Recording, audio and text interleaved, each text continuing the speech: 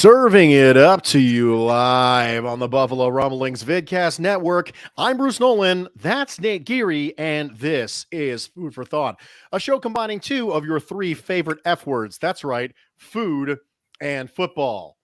The third one's clearly Atlanta Falcons backup quarterback Felipe Franks. Get your mind out of the gutter, people. Felipe Franks is your third favorite F word. And I was going to go with filet because Nate is currently eating in the middle of the show because he did not time the cooking of his steak correctly. So he is eating a filet while doing the show. Yep. I feel like that should be like a running gag. Like we should just eat something. Now be very mindful. Although I may not have an echo this week like I had last week because Nate's fixed his microphone situation. The microphone does pick up a lot of clinking from his, there exactly, some for dishware. Yeah, so the audio is going to be an absolute treat for me to deal with later. So thank you all ahead of time for that. A reminder that today's show and all shows are brought to you by the Genesee Brewing Company. Since 1878, Genesee has poured generations of brewing knowledge into each pint, can, and bottle of their beer. They make no sacrifices when it comes to their beer, brewing each with the highest quality ingredients for a consistently great drinking experience. Look for Genesee Beer, Genesee Light, Cream Ale, and their specialty line with beers like Ruby Red Kolsch, which Nate has in front of him, and Oktoberfest. Genesee Brewery, Rochester, New York. Now, we're going to mix things up a little bit. Flip it out its head today. Normally, we would go off on this immediate tangent about the greatest food films and whether or not Nate's eating his steak correctly. And before too long, 20 minutes will have passed, and we would have been getting into the meat, pun intended, of the episode. But we're going to do something a little different tonight. We are going directly to the Genesee Brewing Company hotline because we have our special guest. And oh, what a special guest it is this evening. Joining us here for his Food for Thought debut, Ted Nguyen from The Athletic, a all-22 maven and someone who I absolutely want to chat with. So I'm very, very excited. Nate, are you excited?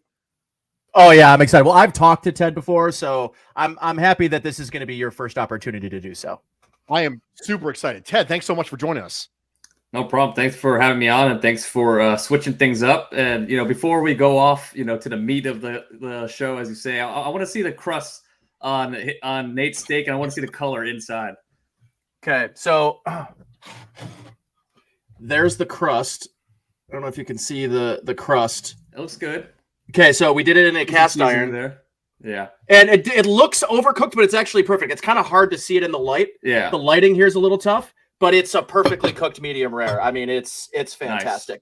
Nice. I will not take any credit for it. My beautiful girlfriend who's upstairs, she cooks a heck of a cast iron filet. So it was just a way thicker than I thought it was when I got it at the store. And it had to sit in the oven for an extra 7 minutes that I thought it was going to have to. So that's why I'm eating on the podcast. Otherwise, it feels a little sacrilegious, but it is food for thought. So I guess it is a little fitting. If ever there was a podcast or a live show when you can eat in the middle of it, surely this would be the one. Now, before we get into really important things, Ted, I have to ask you. I have to start off with your pizza oven. I need to talk to you about the pizza oven. I got to convince my wife that your investment into a pizza oven has been well worth it, and that even in parts of the country where maybe it's not cool to go outside all the time, right, it would still be something that would be worthwhile. Can you give me a snippet, something I can clip as far as audio that I would then be able to provide to her later to convince her that investing in a pizza oven is really an investment in health? Because as you stated, pizza is actually a health food. It is. If you cook it at home, it's a health food. It's a thin crust. It's not too carby. It's just tomato sauce, which is just crushed up tomatoes. You could put spices or whatnot in there, and then you load it up with veggies. It's basically a salad, right? So I say you get the uni oven. The uni oven, is about $400 to $600 for an oven. It's a little pricey, but you get pizza 2 days a week at least for the rest of your life. So I think it's a great investment. It pays off. The return on investment on that thing for you, I'm sure, was probably a 4 or 5 week turnaround, right? Yeah, I mean, it's for me, for my friends and family. People want to come over. You got pizza parties. It's awesome. Yes. I love that. That is a good breaking news ticker right there. Yep. That is actually a Bruce exclusive right there, Bruce. It's just a salad on a bread plate. That's what it is. I love that. For those of you listening at home, I took the liberty of typing out in all bold letters that Ted has confirmed that pizza is in fact a salad. So before I go off too far on a word salad, I want to dive into what was, generally speaking, one of the things that Nate initially wanted to talk to you about. And that was that we're seeing kind of a new style of playing defense over the last couple of years in the NFL. And when you have a dynamic passing offense, the next logical thing that you see countered by defense is, oh, well, he's getting the respect. He's getting the too high, right? This is something that Bills fans in particular are very used to seeing after the 2021 season. That was a big narrative for the Buffalo Bills fans, media, content creators was, oh, okay, Josh Allen's now getting the too high looks. That's the idea. Patrick Mahomes, big thing for him last year was, okay, what are they going to do? They're going to evaluate the screen game. They're going to run. What are they going to do to deal with the fact that they're constantly seeing too highs? And as you start to see this in the NFL and you say, okay, now offenses are going to have to, they're going to have to rock their scissors, right? And the scissors, the paper, and so on and so forth. And is it really just as simple as we got to run the ball better? Because now you're starting to see a lot of too high teams go, okay, we need to change the math. Right? Because we took a guy out of the box. Now we need to make sure we have a big two gapping nose tackle. Someone like Jordan Davis becomes more popular because you need someone to two gap to deal with the math problems that you created as a defense by going too high. Is it really as simple as just, well, we just got to run the ball better to counter the too high? Or is there something else coming down the pike when it comes to offensive football for teams that have a dynamic quarterback and see those looks? Yeah, I think running the football is definitely a factor that goes into it because, teams are starting as too high shells and they're not just playing cover two. They'll play cover three, but they're playing cover three where they rotate and that other safety is not really in the box. He's playing underneath zone, but he's playing really deep. So they're trying to take away those deep passes. And you can run the ball better or more, but that kind of plays into the defense's hands because, when you have a great quarterback like Josh Allen or Patrick Mahomes, even if you're running the ball for 4.5 yards a clip, they're okay with it as long as you're not getting explosive passes. So the key is being patient, running the ball, passing the ball underneath, taking those, getting some yak, just being patient and not trying to just throw deep in those two deep shells and causing turnovers, which was a big problem for the Chiefs, and the Bills kind of struggled with it at certain points of the season too. But they dealt with it in different ways. I think the Chiefs went to a more short passing attack, and the Bills really started taking off when Josh Allen became a runner, and he was that runner that was taking advantage of light boxes, and that really hurt defenses. A follow-up on that. So on the opposite side of that, when you look at defenses and you go, okay, we want to combat quarterbacks by using too highs. Now you still have to have those safeties who can run the alley, right? And fill against the run. Does that change the way that NFL teams are going to value safeties? Because I kind of thought it would. And then we ran into the same thing again over and over again with Kyle Hamilton. So I was like, okay, well, maybe they're not ready for that. I felt like it was in Back to the Future. And I was saying, okay, well, you guys might not be ready for that, but your kids are going to love it. Or your kids are going to love Kyle Hamilton. Are they going to start viewing safeties differently now? Yeah, no, I think they are. I think we saw that in this draft. I don't know if safeties are really going to be guys that will be picked in the top 10, but there were 3 safeties picked in the first round this year. And I think there was only 3 safeties picked total in the first round in the past 3 years before that. I might have that number wrong, but it's close to that. So we saw 3 safeties picked in the first round. So I think teams are valuing safeties more. We saw some big safety contracts this year. So when you have more too high, you're gonna have some more value placed on getting those guys that could cover tight ends, could cover deep and be athletic, but also come up on the run. Sorry, I was on mute. I got the follow up here. Okay, so Ted, one of the things that I found is an interesting talking point this offseason, you mentioned the Kansas City Chiefs, right? Like that's a team that probably started the defensive trend of really going with that Fangio too high shell. I mean, trying to stop that offense with Tyreek Hill taking the top off the defense. You simply can't dedicate one, full field safety and hope that you're going to be able to cover that in the same, just all of that space with how fast and how electric that Tyreek Hill is. So remove Tyreek Hill from that equation. Am I to believe, what I believe or what I'm seeing from, Kansas City Chiefs content creators that, the spin here is, well, this is actually an advantageous move for Kansas City. Now defenses aren't going to be able to just bracket coverage, play that too deep shell over Tyreek Hill. Now there's more of an emphasis of spreading the ball out with MVS, who's definitely a deep threat in this offense. And then you talk about, can Sky Moore become a more of a deep threat for this offense? Can they have maybe more versatility? Do you believe that plays in their favor? Or do you believe that it's maybe more so a fan base selling itself on the fact that they traded away one of the most dynamic players to ever play the game? I definitely think it will hurt not having a blue chip player like Tyreek Hill, one of the fastest guys we've seen on the football field. That's going to hurt.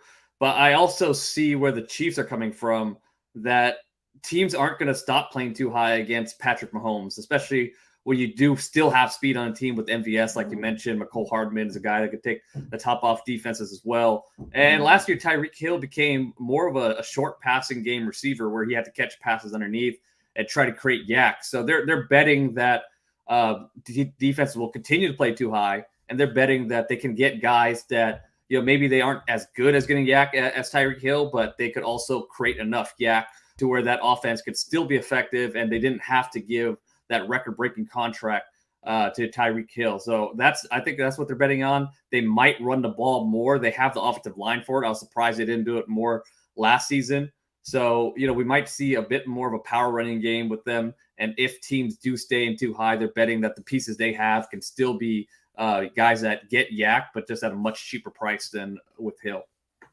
One of the things that I've seen kicked around when it comes to the potential evolution of the Chiefs offense and other offenses who are trying to deal with this is the screen game. I think they think that if you are sitting in too high, by the time your safeties are able to diagnose and come downhill, your offensive line will be set up and you still have a chance for big plays.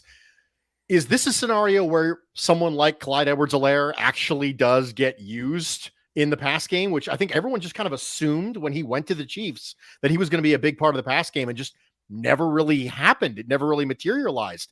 Is the screen game something that the Bills could look to with James Cook and the Chiefs could look to with Clyde Edwards-Helaire and go, okay, this is something, because the Bills have never really had a good screen game under Sean McDermott. It's just never been a thing. It's been all the way since the days of Chan Gailey and Ryan Fitzpatrick and CJ Spiller, the last time the Buffalo Bills had a really good screen game. But with the addition of James Cook and with the departure of Tyreek Hill, it starts to make you wonder if these two franchises can do that.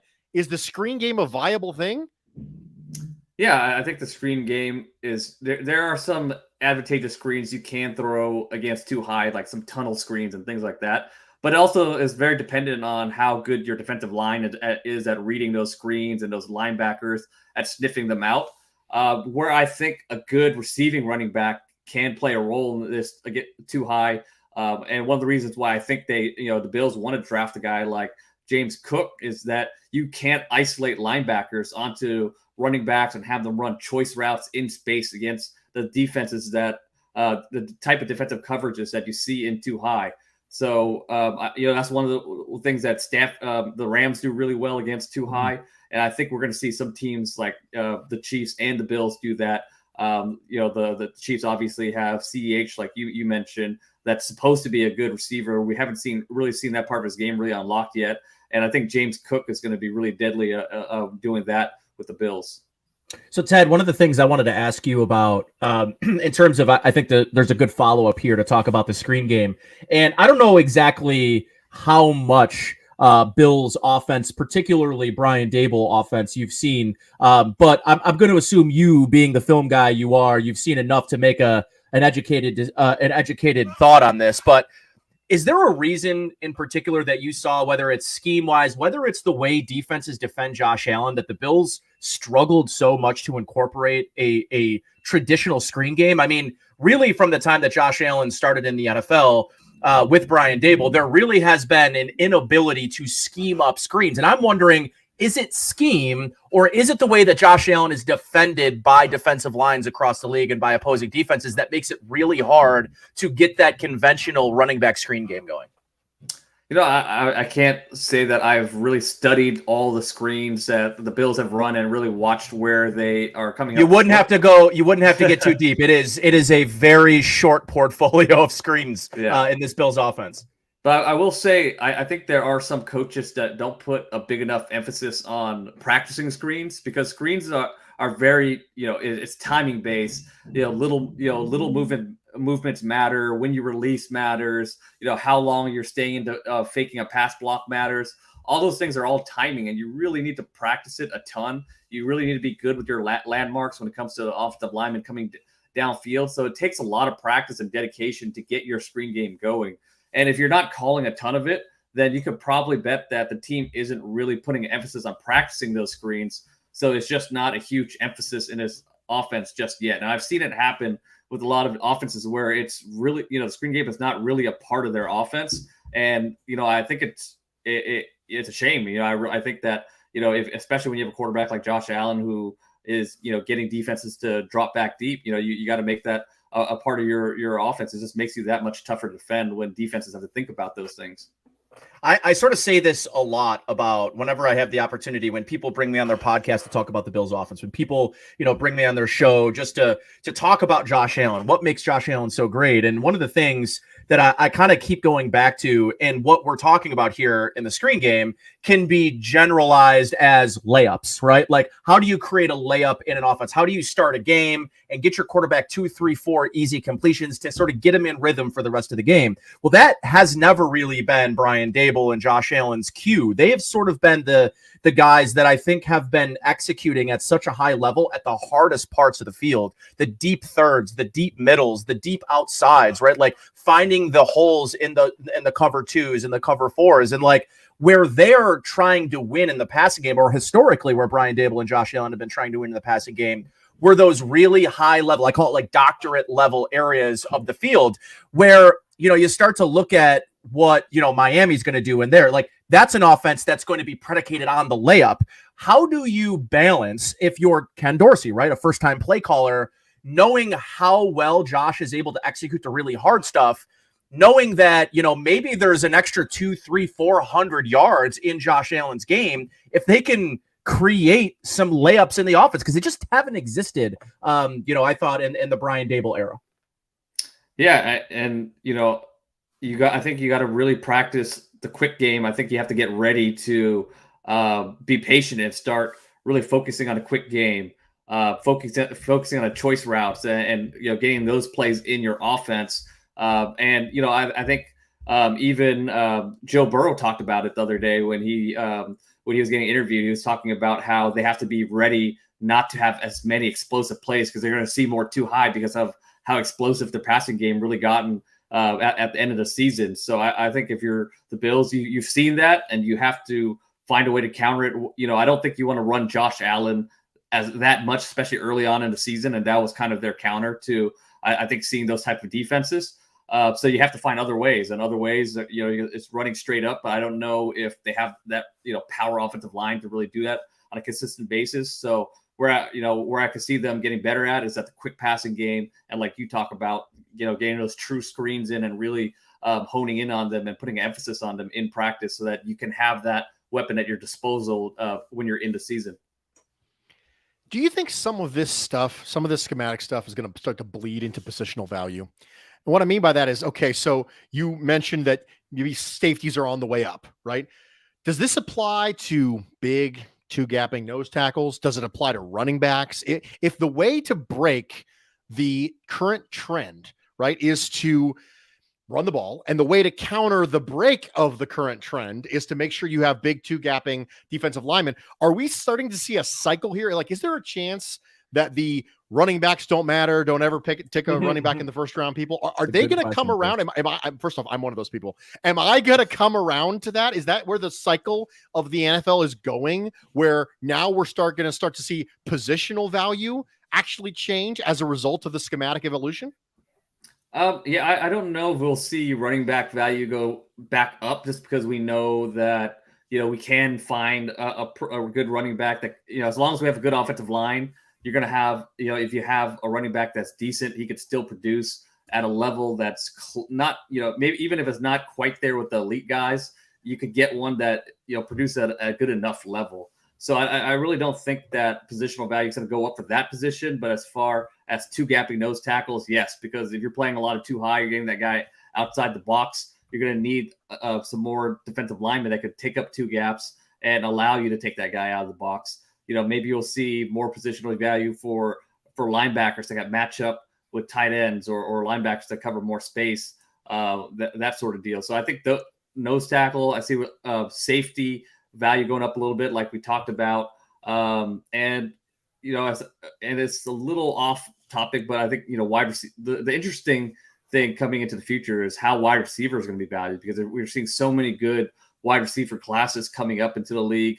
I think we're seeing a divide between teams that are willing to pay their top flight receivers and other teams that are saying, we could find a pretty good receiver in the draft now, so we're not going to pay this guy top money.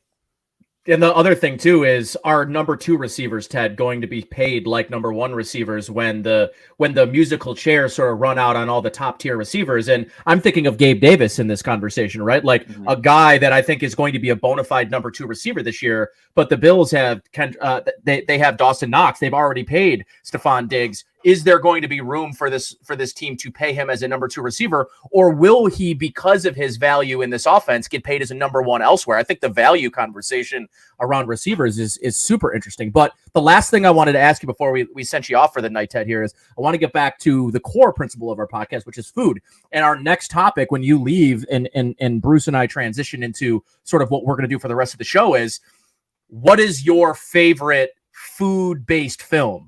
I've got a great one. I hope you don't steal mine. I'm giving you the opportunity to steal. So what do you got for us if you've got one prepared? Well, I thought, we're going to do multiple ones. So I did 3, and I think one, I'm not going to leave one. I'm going to leave one out because I think everybody has this on their list of favorite food movies. So I'll say James and the Giant Peach is a very underrated food movie. Wow. Right? Like nobody ever talks about that movie, but I love that movie. I love James and the Giant Peach, man. That's hilarious. I didn't think of that as a food movie either. I mean, it's a big peach floating in the sky. Yeah, right. I mean, it's a food movie. It's a food movie. Yeah, and Jiro's Dream of Sushi on Netflix, a documentary on the famous sushi chef in Japan, is an awesome documentary. You got to check it out if you haven't seen that yet. I will, as a sushi aficionado. I absolutely will. Ted, Bruce and I both absolutely appreciate you being available on your Friday evening.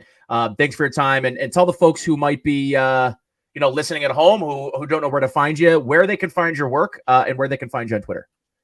You can read me on The Athletic, cover the NFL, and on Twitter, you can find me at FB_film analysis.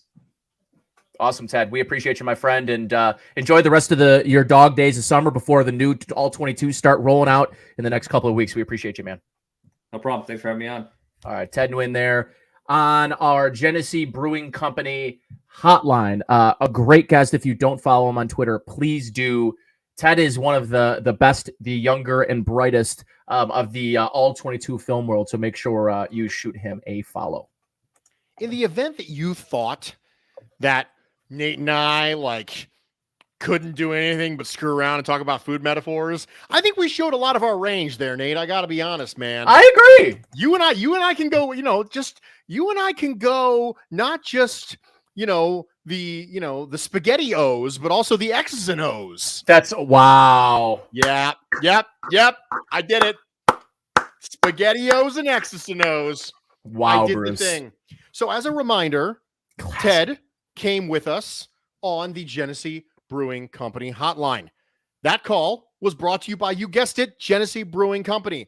Look for Pineapple Kolsch, this one happens to be the Ruby Red, in stores and at bars and restaurants today. Genesee beer brewed for generations. As a reminder, I drank all the pineapple, so all I got is Ruby Red Drank all left. the pineapple. Didn't leave any for me. As a reminder, that any super chat for $10 or more going to Nate will enter you as a 100% chance to win a Genesee Brewing Company pint glass. Just make sure you take a screenshot of the super chat here and also send him at Nate Geary Sports a DM on Twitter with your address, and he will send you a Genesee Brewing Company hotline. And I know we've got one guy waiting for his. If we get one or two tonight, if we don't, regardless, I'm going to send out a group of glasses before mid next week. So if you're still waiting for your glass, I know there was someone that reached out and ordered 2 of them. We'll be sending them out next week. Carl, love that from you, my friend. So I'm out of Ruby Reds, unfortunately. So I've transitioned into there's something here, Bruce, called Porch Fest in the Elmwood Village area. And what happened was I had to stop at the 7-Eleven, and I ended up getting these Arnold Palmer spiked iced tea lemonade things. Fantastic. Very drinkable. He wasn't able to DM you last week. You closed your DMs because you were getting some hate mail from Dolphins fans for a second. That's right. You know what? I'm going to have to open them back up for this specific reason, which is, borderline not great, but we're going to make it happen. I'm going to open up them right now. So I apologize for that. There you go. Michael, thank you so much, man. Also, Michael sent us another super chat. He gets 2.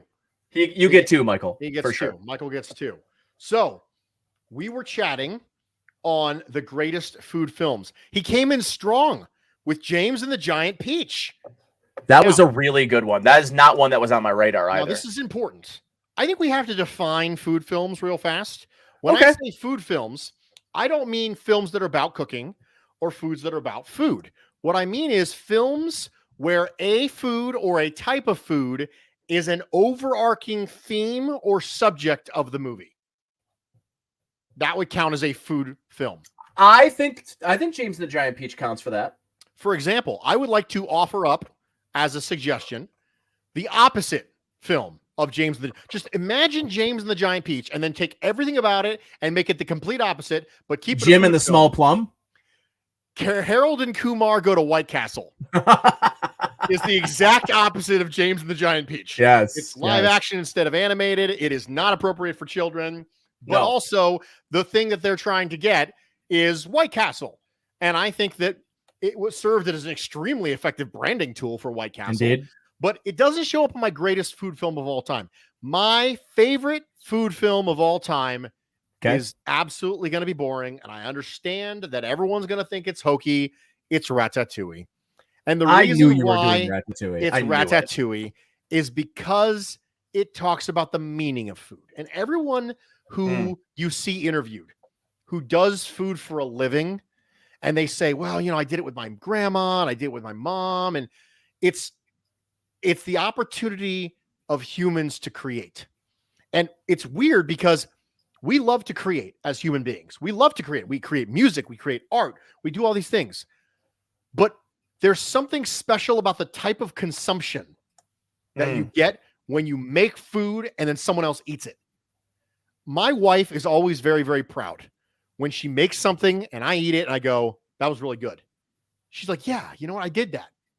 I contributed that. I created that. And so this weekend, for example, we're going to have chili. We're having chili this weekend. She's going to make chili on Saturday. We're going to have it on Saturday and Sunday because obviously it's a big old pot of chili. And my wife makes a great chili. And it's going to be fantastic. And the first time I had her chili, she used a different chili recipe. And it just tasted like burning. Just straight burning. It was, I thought I was going to die. It was like literally trying to consume napalm. And ever since then, she decided she was going to fiddle around with some chili recipes. And she found one that we will never deviate from now. She will make this chili recipe for the rest of our lives. And at some point, she will pass this down to our nieces or nephews or someone.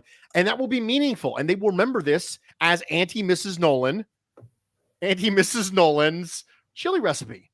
And so that's the thing that makes food special. And that's one of the reasons why we can all talk about food. Nobody out there goes, I don't really eat food. I don't really care.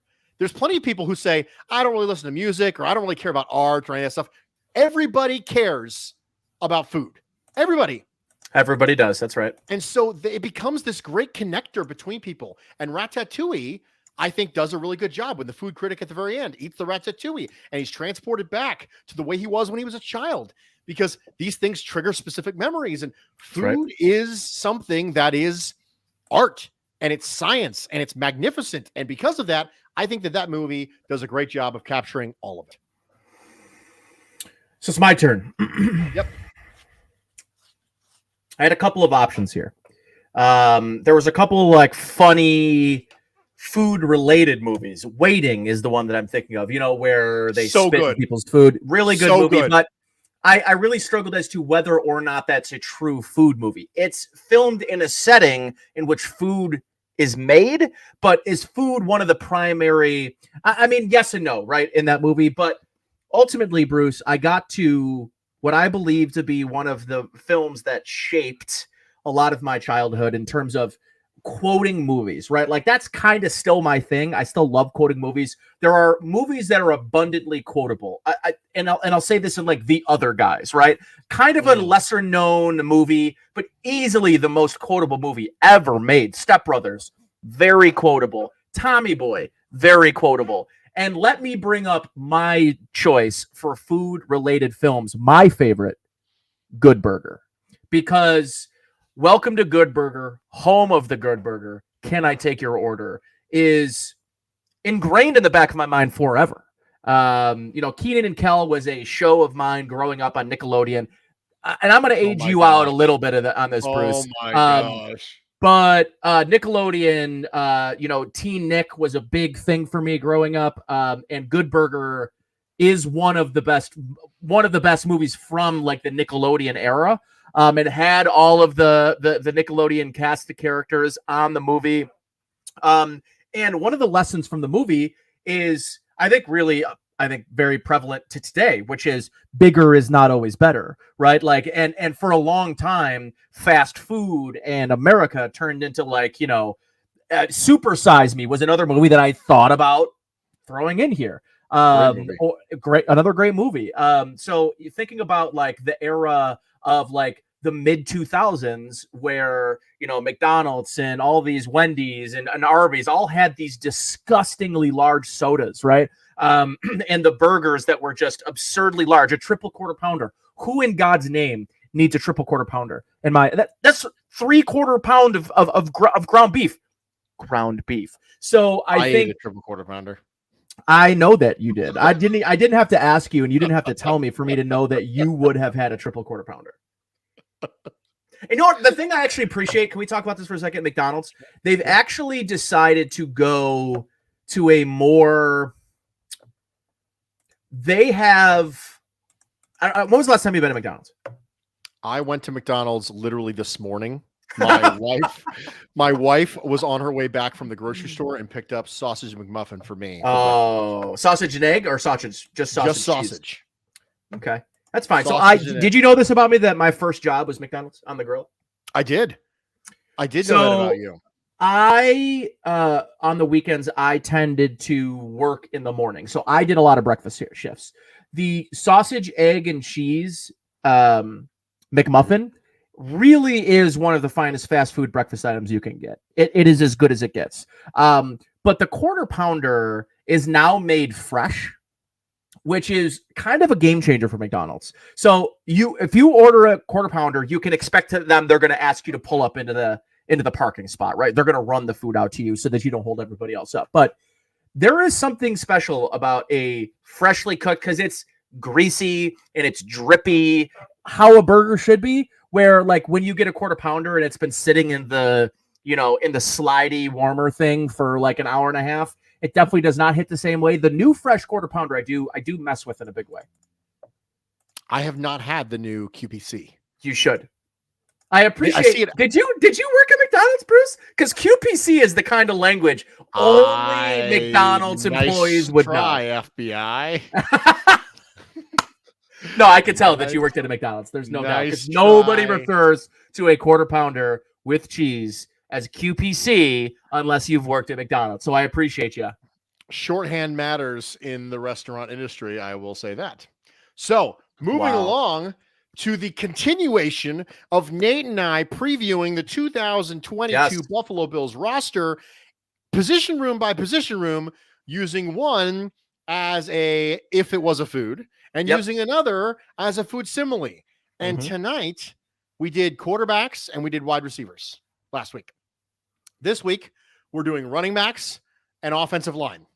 And the appetizer for this evening, which of course now we're deep into it because normally this would be before the interview, is going to be if the Bills running back room was a food. Nate, you want to start off? I do. If the Bills running back room was a food, it would be undercooked pizza.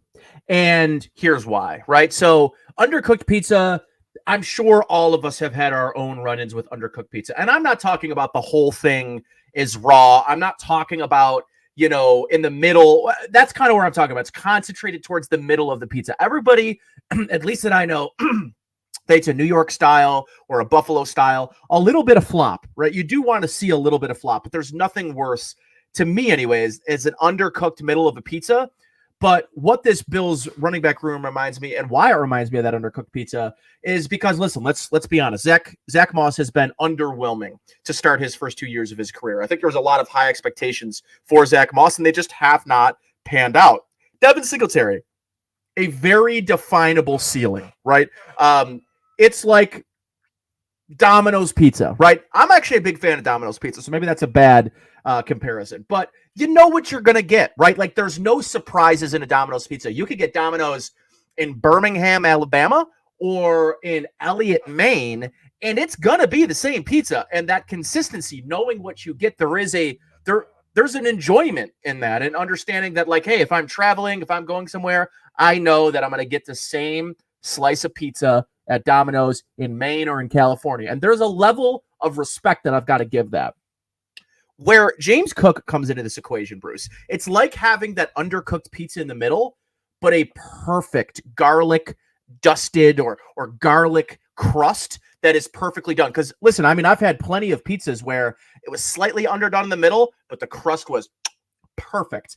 My hope is that James Cook is the garlic crust that sort of changes my mind about this pizza, that really saves the pizza from being a true disappointment. So for me, slightly undercooked pizza. That's good. That's a good one. Thank you. We're going to come back to Domino's later, just so you know. I went with, it's the same chicken you've been having for a while, but with a new marinade. That's the food. So when I was a bachelor, before I met my wife a long time ago, I may have told this story before, I only had a few things in my house. I had chicken breasts, vegetables, muscle milk, bottled water, Diet Mountain Dew. Muscle milk? Yeah, muscle milk. The protein shakes. Oh my God. Diet Mountain Dew, water, barbecue sauce, and tuna. That's it. That's all I had in the entire house. And it made grocery shopping extremely easy. But what you got to do is you have to mix up the marinade for the chicken. That's right. So it's the same old chicken you've had every single day because you package it away. Yes, I was one of those guys. I meal prepped on Sunday and packaged all of my containers up.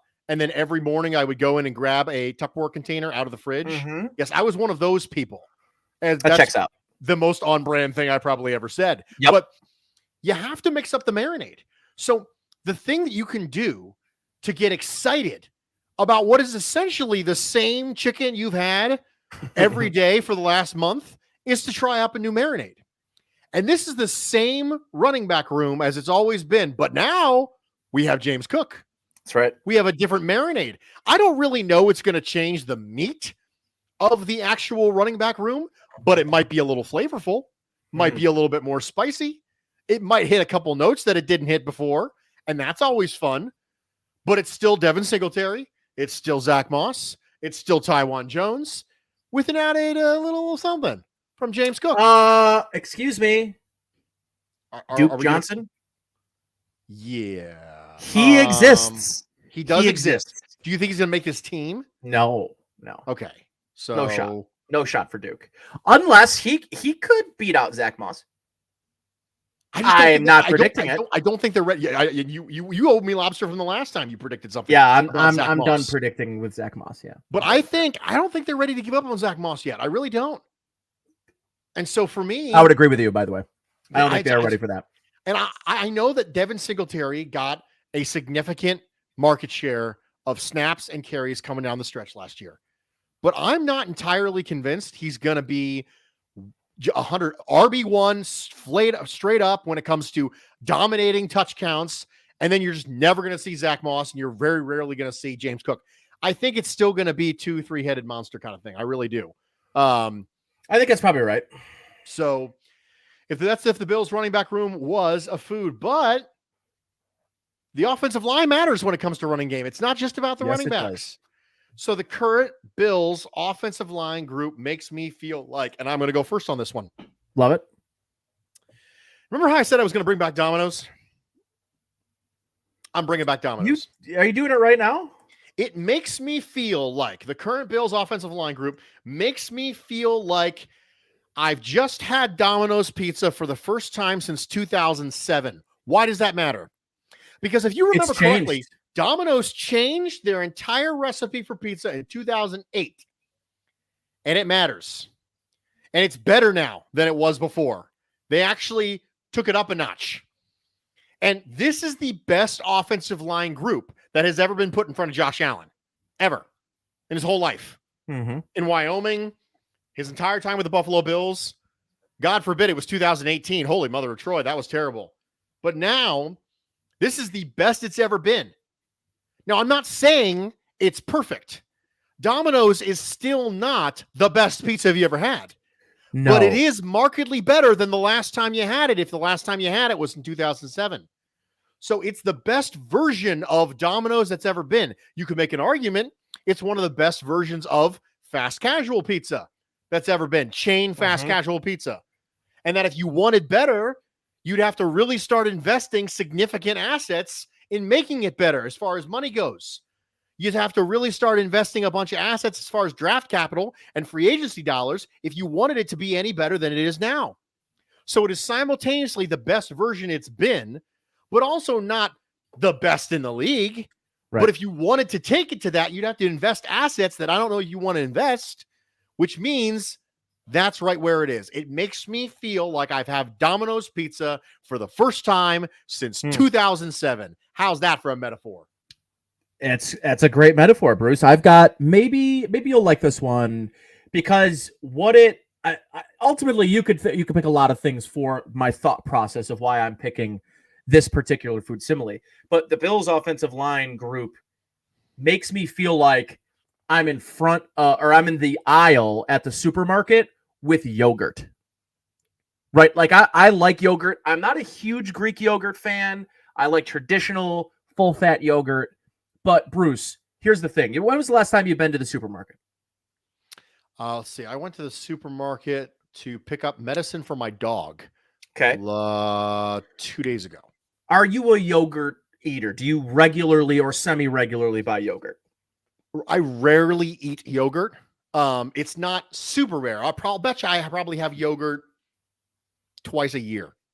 Okay, that's pretty rare. I would actually probably tend to agree with you. I used to eat yogurt more, but the thing where I'm getting to in this food simile is the choices, right? And it's funny, in my media literacy class in college, one of the things about, America, right, was go to any supermarket and go to the toothpaste aisle. Why are there so many toothpaste? It has one singular job: clean your mouth. Clean your teeth. That is it. Why should I have 75 different kinds of toothpaste? Each brand has like 15 to 20 different kinds of toothpaste. The same can be said about yogurt. And where this ties into the Bills' offensive line is, man, they have choices.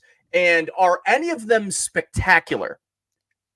Maybe Deion Dawkins, I really like a lot. Spencer Brown could potentially step up and become one of the better young tackles in the league. Mitch Morse, where does he stand in the hierarchy of centers in the league? I would say he's a top 5 center in football. Roger Saffold, a new piece, right? A new addition. Roger Saffold sort of reminds me of the Icelandic yogurt. And if you've never had Icelandic yogurt, it is a little different. It's thicker, but it's really smooth, really creamy. And they don't come in a lot of different flavors. There's only 2 or 3 different flavors, but it's new. And when you try it, you're like, oh my God, this is going to be the best yogurt in the world. You're like, okay, that was yogurt. I mean, it just was yogurt. There wasn't anything really spectacular about it. It wasn't better than Yoplait. It wasn't better than the thing down the road. But you know what? At the end of the day, it gets the job done. If I'm in the mood for yogurt, if I'm looking for a quick snack, if I am on a diet and I don't want to eat ice cream, it's a great like late night before dinner or before bed snack, just a quick little small yogurt, right? So for me, a lot of this goes into the variety of it, Bruce. There's just a lot. There's strength in numbers in this Bills offensive line. They are too deep. I believe their second unit, and I know Russ Tucker tweeted this out, so I'm not recreating the wheel. I'm not making a new idea here. There's a chance the Bills' second unit is as good. I'm not going to say they're better than other starting units in the league, but they're probably as good as other offensive lines that are starting 5 offensive lines across the league. So a lot of what this Bills team is you've got a lot of variety. You've got a lot to choose from. And there's not a huge drop off. If Quisenberry has to step in for Spencer Brown, are we going to love it? No. But is it going to be a noticeably terrible, huge drop off? I mean, probably not. So just like the drop off between Yoplait and Wegmans yogurt, it's very, very rare that people will actually be able to tell the difference. So whenever I hear people say that they have a preference in yogurt, I just sort of wonder like why? Because you could get the knockoff kind, you could get the Wegmans kind. It's 49 cents a container, and it tastes the same as your high end Icelandic yogurt. And Carl says Icelandic yogurt is so bitter, and I work for a company that sells it. So he'll tell you, he knows there is a difference in Icelandic yogurt, but I thought I really wanted to go with something that has a lot of variety. I also thought about creating this as like going to a steakhouse, right? Where you have every single kind of cut of meat, right? You've got the ribeye, you've got the porterhouse, you've got the filet, you've got the bone-in filet, you've got the bone-in ribeye, you've got the tomahawk ribeye, you've got, I digress. So what I'm saying is a lot of choices. But to me, Bruce, it was hard to make the equation of a lot of choices in beef and particularly steak, because I view steak at like a very, very high level. And I'm not sure that I actually wanted to compare this Bills offensive line unit to steak, because I'm not sure that they're in that state of mind for me. I'm not sure I would put them on that pedestal like I would a perfectly cooked piece of beef. That's good. I like that one a lot. Carl says that Nate always finds a way to sneak steak into those. Well, he did just eat one. So that matters. It was fantastic. Yeah. I have a take in relation to Ross Tucker's statement that the Bills' backups could be as good as some other offensive lines in leagues. I would rather have the Bills' second offensive line unit than the Chicago Bears starting 5. The Chicago Bears starting 5 from left to right: Larry Borum, Cody Whitehair, Lucas Patrick, Sam Mustipher, Tevin Jenkins. The Bills' second: Tommy Doyle, Greg Van Roten, Greg Mance, Cody Ford, and David Quessenberry. I would rather have the Bills' backups than the Bears' starters. That's my take for today. It's definitely better than the Bears starters for sure. Carl says the RB room is like a PB&J. It's rarely anyone's first choice, but good enough to get through the next game. I will say I think you're underrating PB&J, Carl.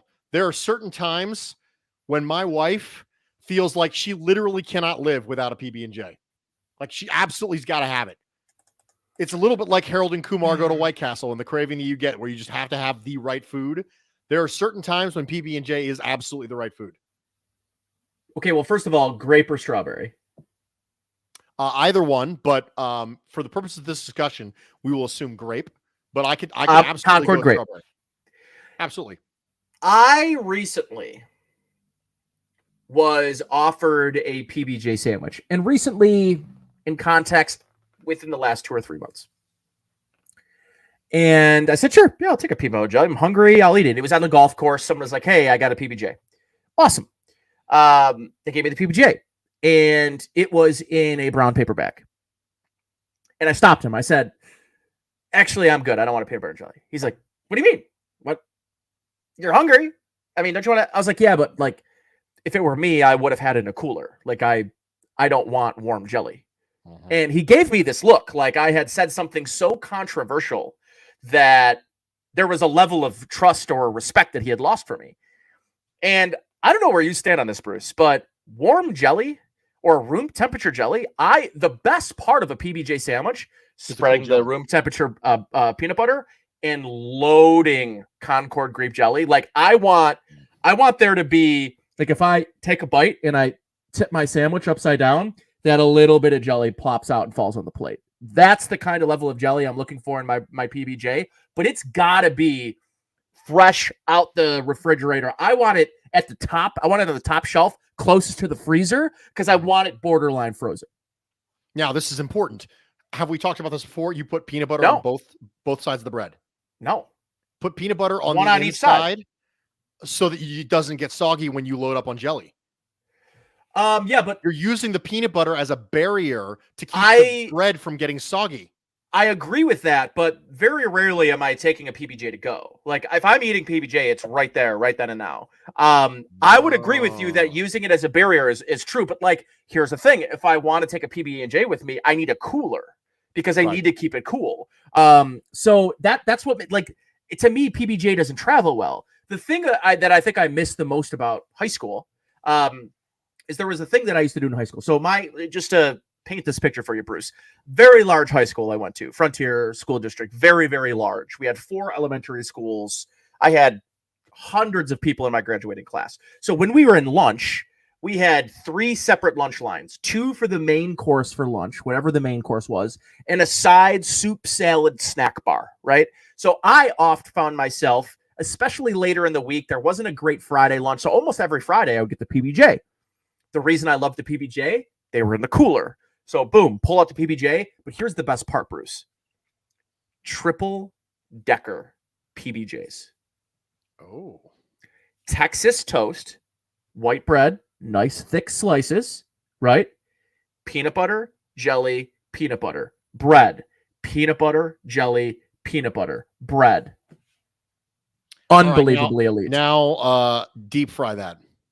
Oh, but again, that puts me in a weird place because the jelly, it's just because when you warm the jelly and the peanut butter, frankly, like somebody, a panini, right? You throw a PB&J in a panini maker. That's a mess. The peanut butter just completely deteriorates. It becomes a liquid. And it's not as appetizing to me. Now, warm peanut butter on other things, sure. So Carl says toasted bagel with peanut butter. Yes, absolutely. But I'm not putting the jelly on it. I don't want the jelly warmed up. There is something that throws the entire experience off when the jelly's warm. Okay, that's fair. We have a take here that says that there it is. Nate's good for one bad food ticket episode. Too much jelly ruins the salt to sugar balance. I actually agree with you. I want my balance, but also I prefer my PB&Js with crunchy peanut butter. I want the texture differential. Otherwise, it becomes too homogenous from a texture standpoint. I don't believe, I am not of the mind. I'm not so pushed in either direction. If I were choosing and I had the choice, and in my cupboard, I think we do have a chunky and I think we do have a creamy.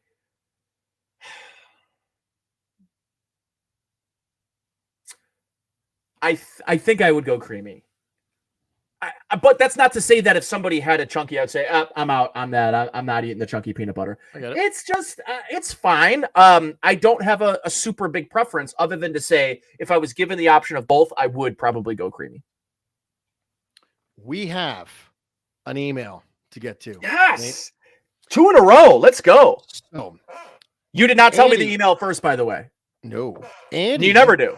No, I don't. I want a reaction. Andy sent me an email and said, Nate, Bruce, I have a question for you. Okay.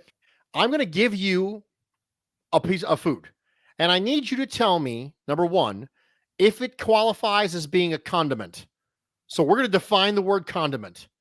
And if so, if this condiment was on a football team, would it be a skill position, a non-skill position, or a specialist? We are going to create a football team over the course of who knows how many episodes that is consistently made up of these things that Andy's going to send us. And he kicked it off with Cholula, the hot sauce. Oh, Cholula I've never had hot it. sauce. I've never Number had it. one, is it a condiment? How are we defining condiment for the purposes of this discussion? Now, I have a take, and you can, because I'm the definitions guy, right? You are. Yep. My take on a condiment is if you ate it by itself and someone thought you were weird, it's a condiment. If you just pour hot sauce in, you're just going to think it's weird. If you just pour ketchup in, mustard, if you're just eating relish out of the jar, people are like, okay, that's a little weird, right? Because we know intrinsically it's designed to be put on or in something else. That's what makes it a condiment. So my definition of condiment is if eaten solo, people will go, really? That's weird. Whereas if it's not a condiment, then those rules don't apply. So for me, that's my definition of condiment. How do you feel about our definition of condiment? I like that. And I think that's a good rule of thumb, just generally speaking, mostly because I view it from this perspective. Anytime you watch somebody, and I'll take it one step further more specifically, if you were to put it onto a spoon and eat it, and someone looked at you and called you a crazy person, That's like ketchup. If you put ketchup on a spoon, you're a sick person, a sick psychopath. So we've defined condiment. So is I've done it with Cholula a mustard, condiment by this definition? I say yes. Yes. Okay. Yes. Now, if it is a condiment, which it is, and Yep. now it's on our football team, is it a skill position? Is it a non-skill position? Or is it a specialist? Now, knowing full well that not all condiments can be specialists, because you might think, well, we'll kind of but everybody on the team is going to be a condiment, which means we have to find a way to separate specialist condiments from non-skill position condiments from skill position condiments. And I have a take on this. Okay. My take is that Cholula is a specialist, and I'll tell you why. Okay. Most people come down to hot. He did say hot sauce. Remember, this is important. Mm-hmm. Right. He didn't say hot sauce. He didn't give us the broad category. He gave us a specific type of hot sauce. So now we're getting very, very, very, very specific. And there are only specific times when I would ever look for a Cholula over a Frank's Red Hot. My wife could literally chug, probably will, Frank's Red Hot. She is the absolute queen of I put that bleep on everything. Same. She's that person. If I gave her Cholula, I can imagine a world where she goes, okay, I can imagine that pairing well with certain foods, but it's never going to be my go-to. I'm never going to voluntarily decide it. Just like you never want to punt. You never want to kick a field goal. You want to score touchdowns, right? But there are specific times when the game might call for something a little different, and that's why I say Cholula is a specialist. Do you have a specific position for it? Yes. Cholula is a field goal kicker, a place kicker. I was going to say long snapper. Really? Okay, so talk to me about long snapper. Okay, so think about it this way. I mean, you can't have a successful kick without a successful long snap, right? So I think about often, now I'm going to use Frank's instead of Cholula here because, I don't know what the flavor profile of it is. I've never had it. And it's because as a Buffalonian, I would have no reason to try another hot sauce. I just like Frank's is so good. Like what's the point, right? And I'm thinking about hot sauce in this manner because a lot of times it makes the bland foods. I'm thinking, rice. I'm thinking chicken sometimes if it's not properly seasoned, which if I need to digress for a second because this brings up an important point that I want to say before the show ends. One of the things, and I'm sorry to digress off this, but this just inspired me on something, Bruce. Did you notice that people, when they're on diets or their food meal prepping, And they'll post the picture. Oh, look, I'm meal prepping. Ooh, look, chicken with asparagus and rice, right? White rice or brown rice. How come every single time that person tweets out or posts that picture that they are posting chicken with no seasoning on it? Do they know that seasoning, like if you're on a diet, you can have black pepper, you can have, whatever mixture of, garlic powder, onion powder, a little smoked paprika. Like those are things that you can have even if you're on a diet, people. Just so you know, like that, I wanted people to know that there is nothing more that makes me mad than to see people post pictures of chicken that is naked and it looks like it's unappetizing. It's chicken. It has no flavor. That's why the hot sauce is so important. So for me, the elevation of the hot sauce, right? Like what it does to a bland piece of chicken or rice or, something that maybe you want to cover up the flavor of it because you're trying to be kind to your significant other, maybe didn't throw together a good meal or a tasty meal. So with that, it's an integral part to bland tasting foods. Just like special teams is kind of bland, it's kind of boring. It's the least exciting part of a football game, but it's important when during that least exciting part that the execution of the long snap is there and it has to be perfect. I like that. I went on a lot. I did a lot there. I did a lot. Carl says, what differentiates a condiment and a seasoning or a sauce versus a condiment? Well, a seasoning by definition is dried. Yep. That is the definition. That's the thing that separates it. Condiments are not dried. Seasonings are dried. And he says, what about a sauce versus a condiment? Well, I would say all sauces are condiments, but not all condiments are sauces. So right. Any sauce would technically be a condiment. I mean, I think that you could make an argument that marinara sauce is a condiment, based on our definition of it, right? Now, obviously, if you get into things that are like chunky meat sauces and things like that, then no, I don't think that's the case at all. But I think that the difference that lies between condiment and seasoning comes from the dryness. Every seasoning's dried. Agreed. Condiments are not. Condiments, by definition, are something that expires eventually, right? Yep. Right. It's got to be refrigerated in most cases, refrigerated after opening. Yeah. So to me, that's the way we're going to look at that. So we have done the Cholula. We are ready. In the event that Andy were to send us any in the future, we will be ready to build out this team, starting with Cholula snapper. And I'm going to go ahead and go with Nate. I got. We're going to finish up this evening. Oh! Nate is moving his camera. We are going on a journey, ladies and gentlemen. I am becoming seasick. I am becoming motion nauseous. It is happening, and the cat is making his appearance on Food for Thought live with Bruce Nolan and Nate Geary. And it looks like he's trying to chew on a cord because it's that's what cats do. Oh, he got a spider. Yeah, oh, good for him. What I wanted to show you is, as you can see right here, there is a backpack. Oh, I think you might have found it. I think you might have got it. But there is no safe backpack in my home. My cats are fiends for backpacks. And I wanted to give the people a little bit of a preview of what I deal with on a daily basis. You have your doggos. I've got my cats. And it all works the same, right? They all work the same way. Liam says, this is all very engrossing. Well, that's what we do here on Food for Thought. This has been a very dynamic episode. That's what it always is. We are going to polish it off with winners and losers from As this always. week in the NFL. I'm going to go with losers first. Okay. Like that. And I'm going to go with Sam Darnold. And the reason why Sam Darnold is a loser this week is because I think it might be the end. I think that any chance that Sam Darnold has to potentially be a starting quarterback is starting to go away with the idea that the Panthers are still sniffing around Baker Mayfield to this day.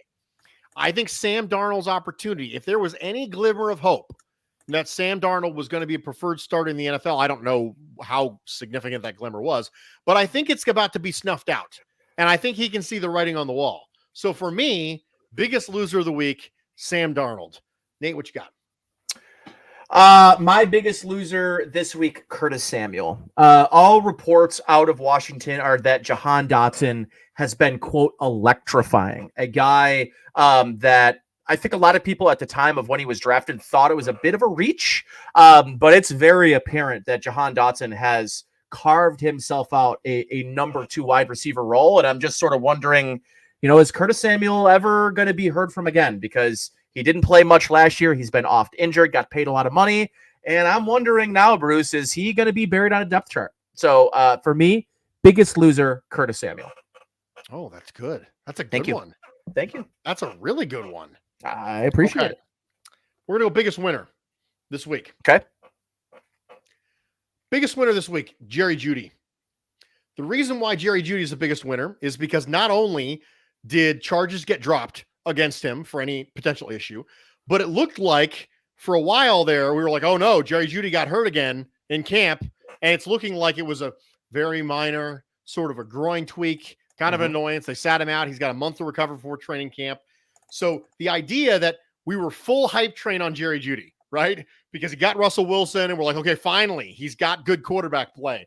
And then all of a sudden, in the span of about a week and a half, it was, oh no, brakes on Jerry Jeudy. And now it's like, okay, all right. Okay, we're back on Jerry Jeudy now. Like, it's about to be a thing. It should be noted that Nate has Jahan Dotson in Dynasty and I have Jerry Jeudy in Dynasty. So this is ironic that we happen. It's not ironic at all. Winners. It's not ironic at all. It's not ironic at all. It's not you made even entirely of you irony. even brought up you SOB. You brought up to Ted. Who did you bring up to Ted? Who was it? You Clyde you brought Edwards-Helaire. up, yes, of course you did. Of course you did. Hashtag CEHSZN, baby. Let's go. All right, Let's biggest winner. go. Biggest winner for this me, one. Najee Harris. There's a lot of talk about reducing his snap count this upcoming season. Not his touches, but the amount of snaps that he plays in a given game, keeping him fresh, maybe getting the other running backs in that system some more opportunities to be on the field so that Najee Harris doesn't have to be relied to play literally 100% of the snaps. Week 1, his first ever NFL game, he did not leave the field. So for me, that's a big win for him because if he can be fresh, if he can have a running back, maybe not committee because I believe he is a true workhorse, but something that resembles something more along the lines of a committee, I think it'll only make him better. That's a good one. Thank you. I've had two good that. ones. Yeah, two good ones. Had. You absolutely did. Okay.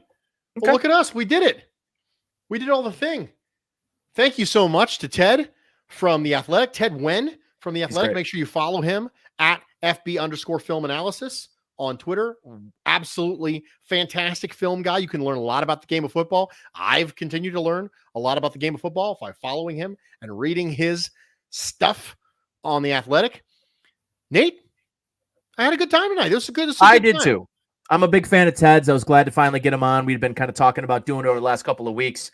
I'm working on getting friend of the program, CEO of Grills Mafia, Bill's long snapper. We talked about long snapping tonight. Reed Ferguson, he's going to jump on and join us at some point here over the next couple of weeks as well. Talk about his Grills Mafia event, what he's got coming up this upcoming season in terms of stuff for the grill, bye-week fixins. So we're excited to have Reed on. He'll be on at some point over the next couple of weeks as well. Carl says the biggest winner of the week is Bruce versus the Watson defender on Twitter. Yes, that one. There's still those still exist. They do still exist. That's too bad. One of them was trying to indicate that there was hypocrisy present because Bills fans had at one point rooted for a franchise that employed O.J. Simpson, and somehow that's a direct correlation to the situation going on with Deshaun Watson. Therefore, we're all hypocrites. So I had to very carefully outline for him what exactly hypocrisy means and how those two things are not logically connected. He did not do super well with it. But you know what? That's okay. Because it's Good Vibes Friday, baby. O.J. Simpson's first year in the NFL was 1969. My dad was just born then.